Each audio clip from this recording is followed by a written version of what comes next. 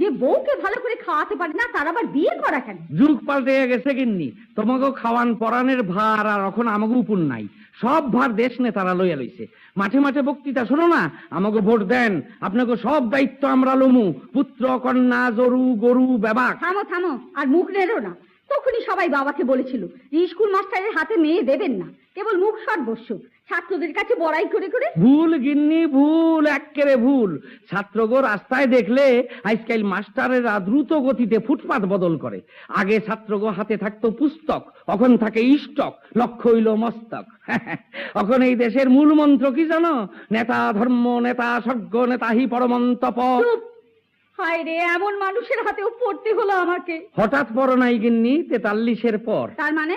তার মানে 43 জনরে বরবাদ কইরা দেওনের পর আমি 44 নম্বর আসামি ফাইসা গেলাম। যাই হোক দিদি,